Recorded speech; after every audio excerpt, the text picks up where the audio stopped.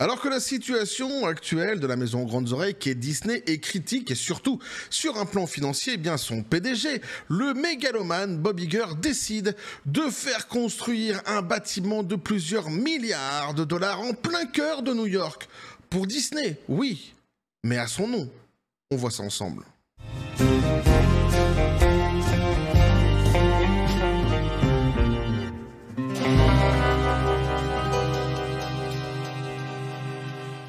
J'aurais voulu être un artiste, le mégalo, le giga mégalo, Bob l'éponge taré, un petit café des copains.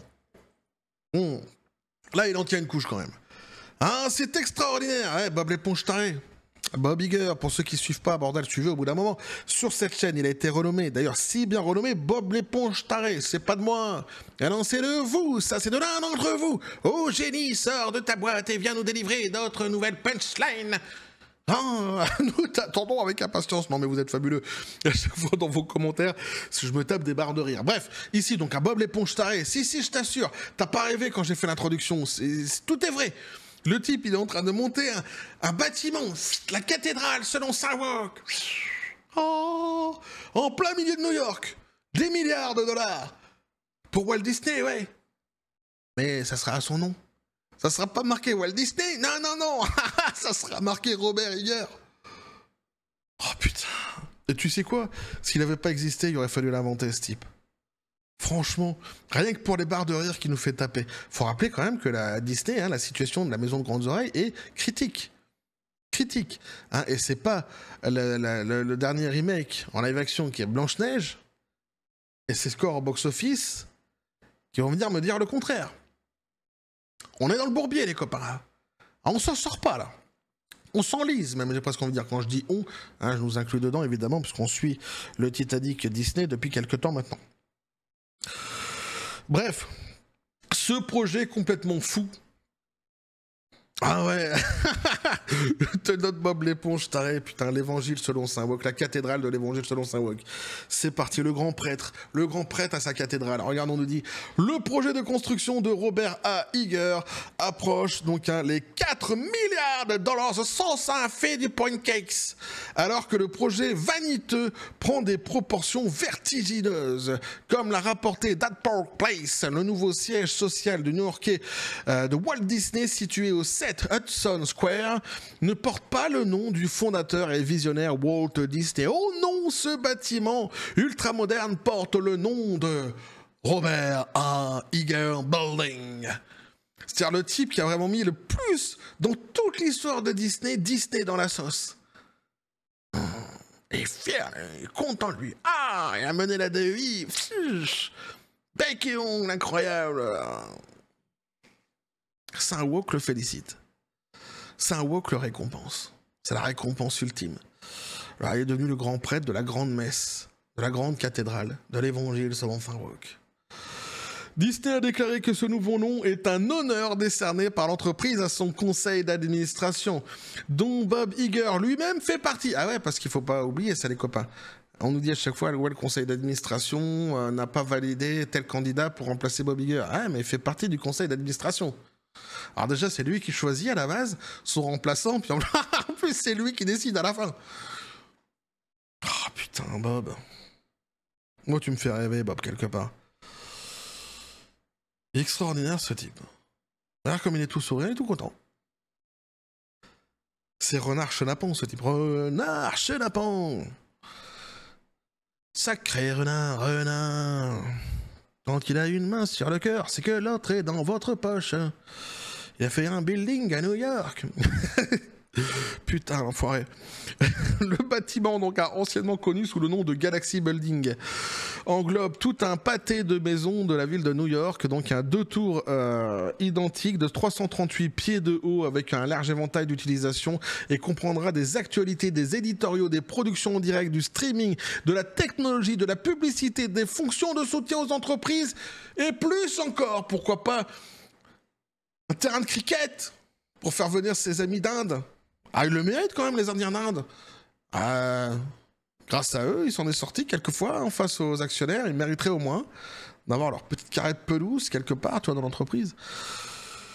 Donc on nous dit ici, c'est 3 studios de télévision, café et bar, café et service complet, terrasse extérieure, salle de bien-être, grand espace événementiel pour les rassemblements d'employés, centre de conférence, grande salle de projection, salle de lecture, local à vélo avec douche, magasin d'entreprise, chauffage de toute électricité, panneaux solaires sur place, système d'air extérieur dédié aux hautes efficacités, façade d'autres performances, récupération de chaleur perdue, pompe à chaleur électrique, et bien plus encore. Une liste hallucinante, tu vois. Même un type qui essaierait de vendre dans l'immobilier, te fait pas des listes pareilles tellement c'est exhaustif. Ils sont forts quand même pour le coup ici dans l'article. Mais je suis sûr qu'il manque 2-3 salles comme ça. Tu vois, tu sais, les salles privées qu'on connaît pas, nous, les trucs où il se passe des choses là-haut. Dans les entreprises, c'est toujours pareil. Quand il se passe quelque chose, c'est toujours là-haut. Parce que toi, t'es tout en bas, tu sais. On doit faire ça, mais c'est complètement stupide. Ouais, mais ils l'ont dit là-haut. Ah bah s'ils l'ont dit là-haut, c'est pas ce qui se passe là-haut, tu sais. Il y a un truc, ils sont là-haut. Je suis sûr que ce terme, tu l'as déjà entendu 1000 fois toi aussi dans ton entreprise. Ce projet, donc un complexe de... En fait, là-haut, c'est juste généralement, c'est des guignols qui branlent rien, qui boivent des cafés, qui fument des clopes, qui rigolent bien sur la gueule des employés, qui se font chier en bas. En règle générale, c'est plutôt comme ça que ça se passe. Et qui touchent en plus un salaire de malade. Et si ça va pas, en plus, c'est de ta faute, c'est ça qui est bien. Pour que ça fonctionne, faut que toi tu cravaches comme un enculé, puis si ça va pas, c'est de ta faute. C'est jamais de leur faute. Oh si, mais là l'expérience part, là, je peux te l'assurer. Alors ce projet, donc un complexe de 1,2 million de pieds carrés, conçu par Skydome, donc à Owings and Merrill, témoigne de l'ambition de Disney d'allier l'héritage architectural de Manhattan et l'innovation moderne. Nombre de ses choix de conception ont été approuvés par Bob Iger lui-même. Bah si c'était approuvé par Bob... Des centaines d'options étant réduites à celles de spécifiquement choisies par Iger. C'est-à-dire qu'il y a des trucs, c'est vraiment spécifiquement choisi par lui. Je te dis, c'est ces fameuses salles dont on n'a pas eu donc ici l'existence dans cette fameuse liste qui nous a été donnée. Les salles BDSM, pour Bob l'éponge tarée, hein, j'en suis sûr. Mince, wow, j'ai eu une vision d'horreur. D'un coup, je viens de voir Kathleen Kennedy dans mon histoire. Wow. Faudra que je me lave les yeux à l'eau de Javel, mais j'en ai pas à côté de moi, tant pis. Selon Skidmore, Owings and Merrill, donc le panneau en terre cuite choisi par Bob Iger sont des panneaux en terre cuite vert cérulène et à double et triple colonne qui créent une texture rythmique distincte tout en présentant une irisation au soleil, aux entrées, au haut vent et aux étages supérieurs, des touches d'aluminium couleur champagne rehaussent la terre cuite. Conformément à la vision apparente de Bob Iger, donc pour Walt Disney Company, le bâtiment Robert A. Iger n'a pas grand-chose à voir avec les parcs d'attractions, studios d'animation et d'autres activités de divertissement. Non, en fait, ça n'a rien à voir avec Disney à la base. Et il nous a construit un truc qui n'a absolument rien à voir avec Disney. C'est ça qui est génial. Qui s'étendent sur les anciens terrains de Walt Disney lui-même. Donc, au lieu de l'ambiance familiale des succès passés de la Disney Company, Bob Iger a demandé aux architectes de s'inspirer du campus Pixar conçu par Bolin Svinsky Jackson sous la direction de Steve Jobs. Donc en fait, il était jaloux, tu vois, d'un bâtiment qui était fait par Pixar, et il a voulu quasiment le même. Coût du projet. Le projet était initialement estimé à 2,5 milliards de dollars lors de son annonce en 2021. Cette année-là, le cours de l'action de Disney a atteint un niveau record de plus de 197 dollars. Ces derniers mois, la cour de l'action a chuté à environ 83 dollars. Malgré cette chute, la rémunération d'Iger a grimpé en flèche au cours de l'exercice 2024, progressant de 30% pour atteindre 41,1 millions de dollars contre 36,6 millions de dollars l'année précédente, selon les documents déposés par Disney auprès de la SEC. Et dans cette augmentation, on avait vu ensemble une méga prime pour la promotion du côté woke de la Force. C'est pas une blague, c'était vraiment ça. C'est-à-dire qu'il a reçu une méga prime pour la promotion de la DEI, donc côté woke de la Force, au sein de l'entreprise. Et ce, sur bien des secteurs. Pas seulement dans les productions, mais aussi dans les parcs, aussi dans l'embauche, etc. Il a touché une méga prime. Le type, c'est l'employé de l'année pour l'évangile selon Saint Woke. T'as pas au-dessus d'Iger. Bob l'éponge tarée, c'est le meilleur là-dedans. Le plan détaillé par The Hollywood Reporter comprenait un salaire de base d'$1 million, 18,3 millions de dollars d'attribution d'actions, 12 millions de dollars d'attribution d'options et 7,2 millions de dollars d'intéressement liés à la performance. Ah, c'est ce que j'étais en train de dire. Donc c'est 7,2 millions de dollars d'intéressement liés à la performance, donc les fameuses les promotions qu'il a reçues, comment on appelle ça, c'est les enveloppes qu'il a reçues justement pour ces fameuses performances d'intéressement concernant la promotion, voilà, de l'évangile selon Saint Marc au sein de l'entreprise.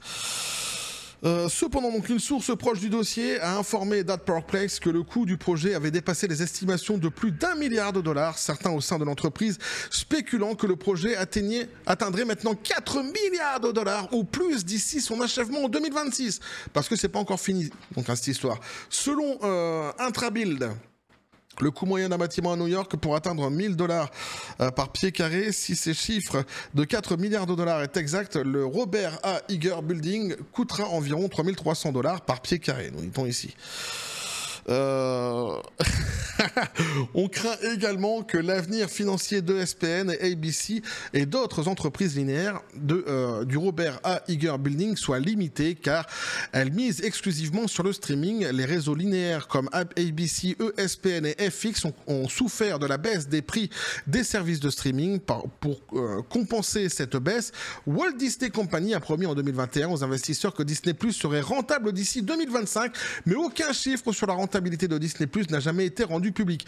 Non, c'est l'inverse. On a vu les chiffres ensemble, nous, on les avait déjà décryptés. Ce n'est pas rentable et ça, on le sait. D'ailleurs, on avait vu que le dernier trimestre, ils avaient déjà perdu pas mal des centaines de milliers d'abonnés sur Disney+, et qu'ils comptaient en perdre davantage sur le trimestre qui devait justement arriver derrière. Donc au lieu de cela, on nous dit ici, Disney a dissimulé les profits et les pertes de Disney+, derrière un chiffre DTC combiné, qui s'ajoute à celui de Hulu, un service de streaming en co-entreprise racheté par Disney à Fox et Comcast. Et ça, c'est exactement ce que je vous avais dit lorsqu'on avait décrypté les chiffres. Je vous avais dit, moi j'ai plutôt l'impression qu'il est en train de vider un vase pour en remplir un autre, et il nous fait croire en fait que les chiffres de Disney Plus sont ceux de Hulu, sauf que c'est pas la même chose du tout à la base. Les actifs de Fox ont été acquis pour plus de 70 milliards de dollars en 2019. Les premiers versements à Comcast pour Hulu s'est élevé à 8,61 milliards de dollars, donc le solde devant être réglé ultérieurement. Disney dispose actuellement d'un fonds de réserve de 5 milliards de dollars pour financer l'évaluation finale. Bob Iger a assuré aux investisseurs qu'il lancerait un nouveau produit de streaming ESPN d'ici la fin d'année de 2025 pour répéter à nouveau donc le cercle des pertes pour les investisseurs. Alors, il nous parlait surtout sur ESPN. Souvenez-vous, nous avait parlé beaucoup des paris sportifs. Alors, je ne sais pas où il en est là-dedans, mais il nous parlait beaucoup de cela, qui voulait intégrer d'une manière dont on ignore encore aujourd'hui comment tout cela dans Disney+. On verra ce qu'il en sera, mais effectivement, c'est sur cela qu'il compte pour les prochaines esbroufs, sans doute, qu'il enverra aux actionnaires. Du côté des parcs à thème, Bob Iger a également mis en avant un plan turbo-compression de 60 milliards de dollars pour revitaliser, ok, on recommence, mais revitaliser ça marche aussi, mais pas ici, revitaliser les parcs qui étaient autrefois une vache à lait pour l'entreprise, mais qui souffrent maintenant en raison de la perception des réductions de coûts afin de financer les efforts de streaming. Bob Iger a déclaré qu'il mettrait définitivement fin à son mandat à la Walt Disney Company en 2026. Alors déjà, ça devait être plus tôt, ça a été repoussé jusqu'à 2026, mais un manque surprenant d'options acceptables pourrait empêcher que cela se produise. Tu m'étonnes. Si la phrase n'est pas anodine, un manque surprenant d'options acceptables pourrait empêcher que cela se produise, puisque de toute façon, comme je l'ai dit par le passé, c'est lui qui décide.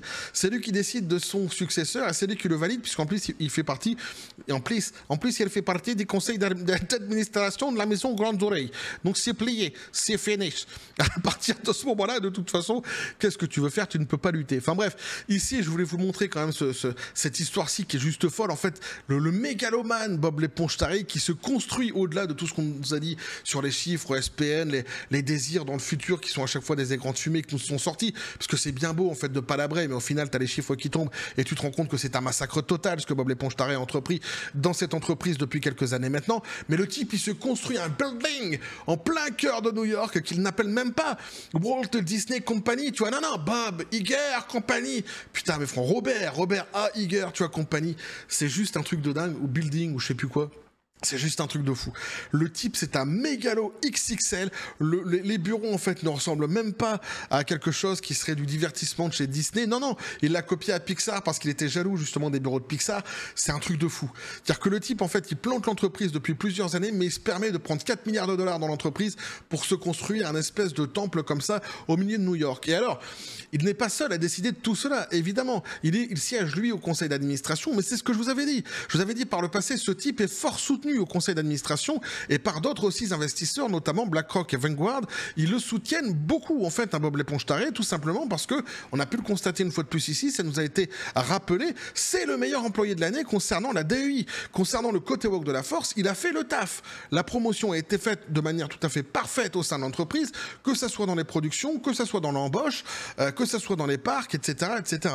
Donc c'est pour ça, si tu préfères, il n'est pas le seul à avoir validé donc ce fameux bâtiment, mais c'est dire à quel point ils sont complètement gangrénés par cette idéologie au sein de l'entreprise jusqu'à construire un putain de bâtiment au cœur de New York pour Bob l'éponge taré qui a un résultat qui est quand même assez alarmant, critique, désastreux pour l'entreprise depuis plusieurs années, mais qui, si tu enlèves le plan financier, a un résultat tout à fait probant, extraordinaire concernant le côté woke de la force.